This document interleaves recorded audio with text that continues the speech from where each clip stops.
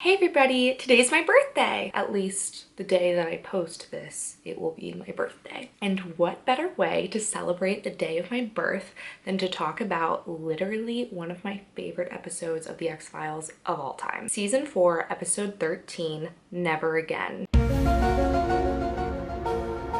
This episode rotates with 3 to 4 other episodes competing for my favorite episode of The X-Files of all time, period. I have been looking forward to vlogging about this episode for so long, and I'm just going to apologize now. I think it's going to be probably one of my longest vlogs because I have so much to say about everything. It's a controversial episode. If you disagree with me, totally fine, but I'm not going to censor or cushion my thoughts or feelings. I'm just gonna operate as usual and tell you exactly what I think. I'd also like to shout out Annie at X-Files Diaries on Twitter. Apparently she got a hold of the script and posted a bunch of screenshots about it as she was reading it. So I took some of those screenshots and I'm going to read certain parts because the script differs in some ways from the actual episode, and it's just really interesting to see what's written in the script but not said out loud in the episode. This episode deserves all of that special treatment, so I just wanted to give her a shout out and say thank you for that thread. It gave me life. So let's get started.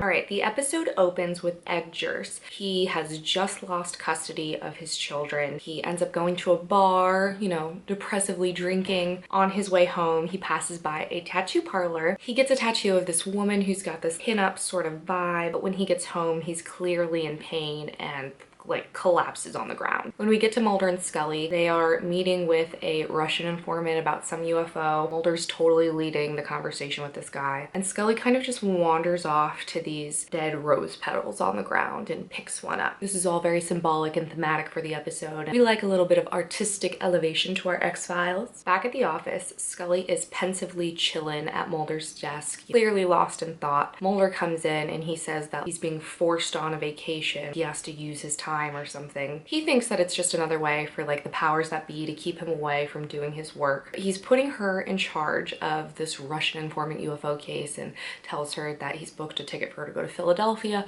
Out of nowhere, Scully's just like, why don't I have a desk? What do you mean? Mulder's a total dick about it, just like Chris Carter. I always assumed that was your area. Back there. Okay, so we'll have them send down another desk, and there won't be any room to move around here, but we can put them really close together, face to face. Maybe we can play some Battleship. You know, the issue of Scully's desk has been a big deal over the years and constantly brought up, and I don't think that he understands the implications of Scully's desk. I'm pretty sure that people have probably explained it to him and he still just doesn't care. But the fact that Mulder is allowed to have labeled space in the basement and Scully's not allowed to take up any sort of official space down there is really tone deaf. So Team Scully's desk. Mulder goes on and on about this UFO lead and asks Scully to take care of it while he's out of town. He's like made all of these reservations for her. He's like got everything covered, and out of nowhere she's just like, I'm not going. What do you mean? I have to die. I love her. She tells Mulder that his lead is trash and this whole thing is just a shitty retelling of a Rocky and Bullwinkle episode. Rocky and Bullwinkle are looking for an upsidasium mine, and there are silent explosions from a compound called Hushabum. So you're refusing an assignment based on the adventures of Moose and Squirrel? Refusing an assignment, it makes it sound like you're my superior. God, I love this episode. Huge problems and huge themes get discussed in this episode that have been around since the series started, and just now in the middle of season 4 we're addressing them. Thank you Glenn Morgan and thank you James Wong. Mulder goes on this rant. All of this is his life's work and he's worked so hard for all of it. It's like he just doesn't understand why Scully is acting this way. You were just assigned. This work is my life. And it's become mine. Mulder often acts as if he's this lone crusader with no one there by his side. Scully has just as big of a stake in this game as he does. Scully was abducted and had her ova taken from her. This is her fight too. Then Scully waxes poetic about how like they're just going in circles, 2 steps forward, 3 steps back, and her own life is completely at a standstill. It's really important to have these introspective moments into Mulder and Scully's life, especially conversations about women's fulfillment. Scully's personal struggle with fulfillment is completely valid. I'm so glad that it gets to have a voice in this episode, and it's probably a huge reason why this episode hits so close to home for me. But then of course Mulder's just a grade A asshole about it and is like, cool, maybe we should spend some time apart. I feel like I've lost sight of myself, Mulder. Well, maybe it's good that we get away from each other for a while. And you know, I don't actually hate that Mulder has this reaction. I think it just speaks to how close they are and how often when people who are that close aren't communicating properly, how feelings can get hurt. It's just all so good. Mulder tells her that he's going away somewhere personal and he expects it to be a spiritual journey and that she should do the same. Don't worry, Mulder, she will. Meanwhile, Ed Jerse is just trying to do his fucking job. And as he's trying to do his job, he hears this voice in the back of his head, specifically the voice of Jodie Foster, which is another reason I love this episode. He's such Loser. Such as? What? The voice calls him a loser and basically incites him to trash this woman's desk. Then at home, it's basically just still terrorizing him, feeding into his self-doubt and self-loathing, and he thinks it's like the woman downstairs. So he goes down there to tell her to like, knock it the fuck off, bitch. But he's got all of this rage and it's really scary. And then he just like, ooh, takes her out, not good, and drags her body downstairs to a furnace. Turns out Scully does end up going to Philadelphia to follow up on Mulder's lead. She ends up going into a tattoo parlor. Ed Jerse is sort of like in there bitching about his tattoo. The tattoo artist, you know, talks to Scully and is like, you know, isn't this great? And she is like, oh yeah, the red ink is just beautiful. He tells her that it's a very special ink developed from rye. And as this is happening, you hear Jodie Foster's voice screaming at Ed that Scully's a cheap redhead. Then Ed and Scully exchange a few words. He tells her about getting his tattoo and how he had been at this shitty bar across the street, and then pretty much immediately asks her out. And she's like, yep. If you're interested. I'd like that. No hesitation at all. Oh my god. But she's leaving town that night, so like she can't, I guess. He gives her his number just in case she's ever in town again, and I'm like, get it, bitch. Back at the hotel, Mulder calls Scully from Graceland. It's just another throwback to the fact that Mulder's like obsessed with Elvis. He's following up on the case with her, and she apparently has given the case over to the Philadelphia Bureau. It's not an X-file, and he freaks out. How could you do that? She's like, oh my god, you don't trust me? You don't think I'm capable? Of course I believe that you're capable. It's just that in this case, I need you to... It's not just in this case, Mulder. I have so many thoughts. I love how much Scully sticks up for herself in this episode. It's got such a personal edge to it. Look, Mulder, I have to go. What, do you got a date or something? You're kidding. And Mulder's like getting territorial about Scully's love life. You have a date that was like a joke. It's just so good. Right after her conversation with Mulder, Scully pulls a power move and calls up Ed Jerse. I'm still in town tonight and I want to take you up on dinner. Apparently his car doesn't work or something, and she's just like, I'll pick you up. Like, oh my god, wow. Scully's a little early when she shows up to Ed's apartment. He's still getting ready. She sees that his arm is bleeding. She's like, oh my god, you want me to take a look at it? I'm a doctor. Because of course she does. Ed's like, no, and he goes to change, and as he's taking off his shirt, Scully's face. It's okay. It's been nothing but trouble. Oh my god, we have to watch this 85 times. Been nothing but trouble, nothing but trouble. God, she's so feral. Who knew? I knew all along. Ed comes out and hope you're excited for your fancy reservation tonight, and she's just like, no. Take me to that shitty bar instead. The crummy bar you told me about. Take me there. Why is this the hottest thing? I just love the way that this episode speaks to the darker, less like squeaky clean side of Scully. And it's said that Gillian asked Glenn Morgan to write an episode with Scully a little bit more like this. Thank you, Gillian, for always looking out for Scully. Scully's often written in this way that's so perfect. Like she's like up here on the perfection scale, and it's just kind of unattainable. Nobody is like that, and it's kind of an unfair standard that I think Scully is held to often. So I love that this episode undercuts that and gives Scully some real grit. At the bar, Ed and Scully are having a very intimate conversation. The body language in this episode is just so much. And then she just starts talking about her daddy issues and how she used to sneak downstairs when she was a little kid and sneak cigarettes, just hoping her dad would catch her. Young, rebellious Scully is life. This is the first time I'm going to read you guys something from the script. As she's talking about fathers. And then along the way, there are other She considers what to call Mulder, and what slips out is fathers. I think this episode's big theme is speaking to Scully feeling like she's trapped in this cycle of stagnancy with the X-Files, with her personal life, with Mulder, which I think is a feeling that everybody can relate to in one sense or another. Ed's response is to say he's all about moving forward, not being stuck in the pattern, and that's why he got the tattoo to mark the moment so that he can move forward. Scully thinks this is super hot and demands to immediately see it. He's like cagey about it, and she wrestles for his arm. The whole thing gets really heated really fast. He like grabs her and she thinks it's so hot. I want to see Come it. on, it's almost scabbed up. It's okay.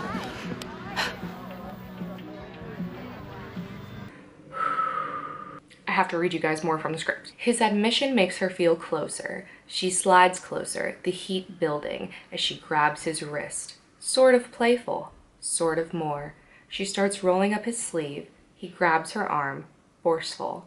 However, to her, this is more of a turn on, ...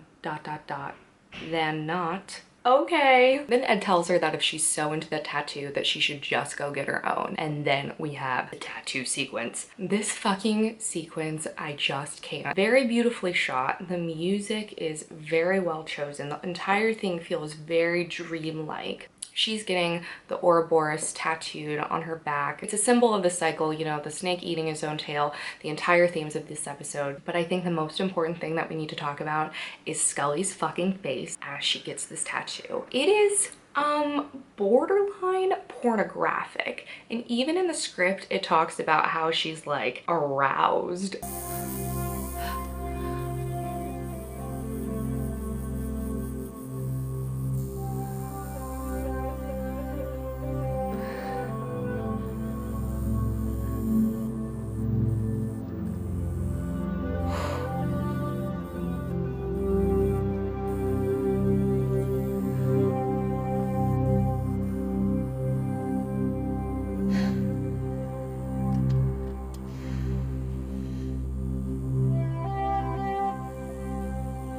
First time I saw this episode, I was like, what is going on? Let me tell you, this girl gave me very unrealistic expectations of what it would be like to actually get a tattoo, because that shit fucking hurts. It's not some sort of great thing that leaves you gasping like this. I guess Scully's just a little bit of a masochist. Back at Ed's apartment, apparently the weather's gotten super bad. He's like, I would feel more comfortable if you just stayed here. Then Scully sees that he's bleeding again and is trying to see his arm, and the tattoo screams like, nah, bitch. Ed reacts and like grabs her wrist. Their faces are very close and Scully's gasping again, and it's just like, oh my god. And the camera pans away. She's so into it. And this has been the big dilemma as to like whether they fucked or not, because we don't even actually get to see them kiss. The camera pans away, but there's just like so much tension in their bodies. Kind of hard to imagine that they don't just go have sex. Turns out we don't have to wonder anymore. I have the script. Popping back out, Ed reacts on reflex, grabbing Scully's arm with force. She doesn't pull away. He guides her toward the wall, pinning Scully. Her breath quickens, her eyes locked on his. This is like straight up fanfic. Ed immediately moves into Scully, holding her arms against the wall. She meets his lips. The kiss is intense and passionate, fueled by what they know about one another. Scully pulls away as Ed runs his lips down her neck. She throws her head back, pulling his shirt all the way off his back, digging her nails in his back. See, she's like into the pain thing. Ed lifts Scully, her legs wrapped around his back.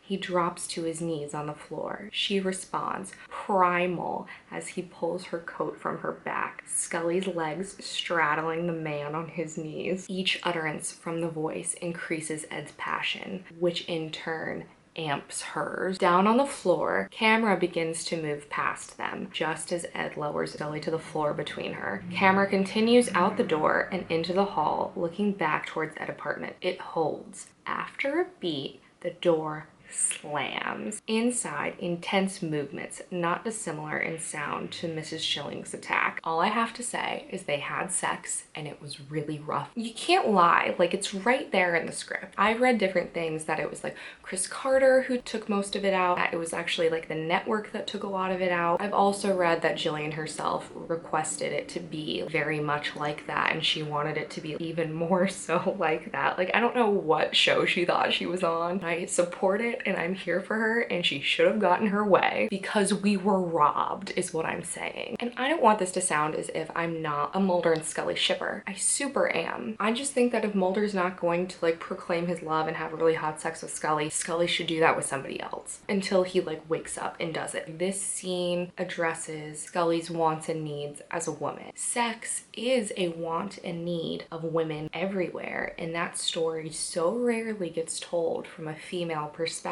And when it does, women are usually demonized for having that want and need, which is just why I think it's really important she is able to own that in this episode. A huge reason of why I'm a supporter of the banging. Team banging.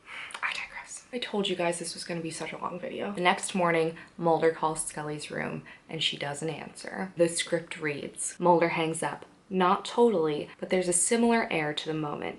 You know your ex has been out on a date or hasn't come home. Ex, bitch, they haven't even kissed. But I think that this really alludes to the fact that Mulder and Scully feel very attached to each other, and it does kind of feel like cheating. Back at Ed's, we see Ed wake up on the couch, which a lot of people use like evidence to like, oh, they didn't have sex. I'm just gonna tell you, that doesn't mean anything. That's all I'm gonna say about that. Then we see Scully wake up. She's like in one of Ed's big long shirts. There's a knock at the door, and so she goes to answer it. It's these investigators. They are looking for a woman downstairs. She's gone missing. There's blood in the apartment. They have all this forensic information about it, and she's like, well, you know, I work with the FBI, like I'm a medical doctor, like tell me about it so that I might be able to be of use or whatever. These two bumblefucks are just sort of like, okay, and they let Scully write down the information. Scully goes to run the information through an FBI database. What comes up is ergot poisoning from rye, and she connects the dots immediately and is like, oh my god, that tattoo ink. Apparently this can cause hallucinations. Bad news bears. You can tell that she's immediately like on alert. She goes to call Mulder, and Mulder looks so excited that the phone is ringing and he goes to answer it. But right as he goes to answer it, Scully hangs up. Ships in the night, my babies. Ed comes home and Scully tells him about the detectives. Potentially they both have ergot poisoning and that they need to go to the hospital. Ed just sort of like kind of freaks out and starts like, you know, rambling about his tattoo. He talks to her about the voice and she tries to control him and tells him to do things he doesn't want to do. And Scully's like, oh my god, this guy is definitely bananas. We are definitely going to the fucking hospital. And she goes back into his room to change, and I would be remiss if I didn't mention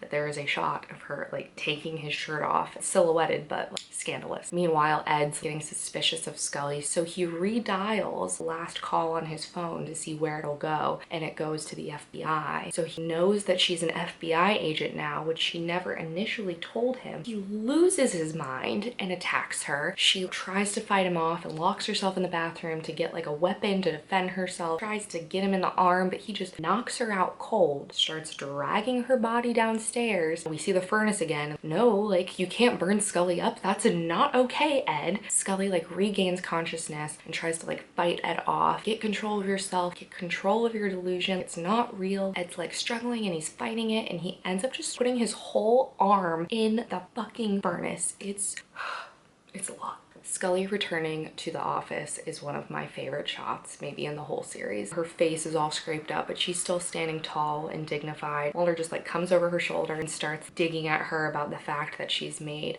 another appearance in the X-Files. He's like giving her such a hard time and being sarcastic as fuck, and Scully's just very silent and very quiet, still very pensive just as she was during the beginning of the episode. I know Mulder's just hurt, but he doesn't have to be a dick. Then Mulder thinks that all of this is just because he wouldn't get Scully a desk, so she's rebelling against him, which is like so like, of course he thinks it's just like that trivial. It has nothing to do with the complexity of her emotions. All this because I didn't get you a desk?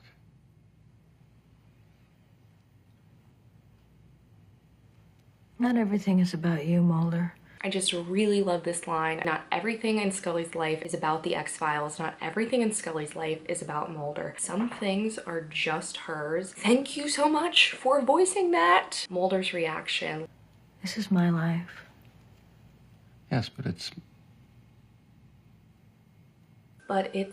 He doesn't finish the line. I was really hoping that in the script it would have some sort of explanation for what he's gonna say, but having no explanation in the script, my personal interpretation, it's almost as if Mulder is gonna say, but it's mine too, or something like that. Mulder views his life and Scully's life as completely intertwined. Like, they're so close, they're fighting for the same things, and it just speaks to a very deep emotional attachment to her. I also think it speaks of this possessiveness and ownership he feels of her, which is kind of wrong, but I like the line in the sense that I think it alludes to his deeper feelings towards her. The last shot, which I also love, of the camera zooming out as Mulder and Scully sit there at the desk. If it were ever going to happen, it would be now. You know, like about them, like being a thing, like if it were ever going to happen, it would be now, and it doesn't. Well, guess what? It's still gonna happen. I'm exhausted, but that is one of my favorite episodes of the X-Files. I like can't praise it highly enough. As I have explained to exhaustion, I just think it's such an important episode, especially for Scully. I love the hand that Gillian personally had in this episode. I think that it shows for sure. I also love that apparently she was super involved in the casting of Rodney Rowland, which I also think is really funny because they dated for a while after this. I don't normally talk about like Jillian's personal life on these vlogs. We just need to take a minute to like look at these pictures of them because they're wild. Like, look at the two of them. Can you even believe? Anyway, thanks so much for watching. Go check out my other videos, subscribe to my channel. I'll see you soon. Bye.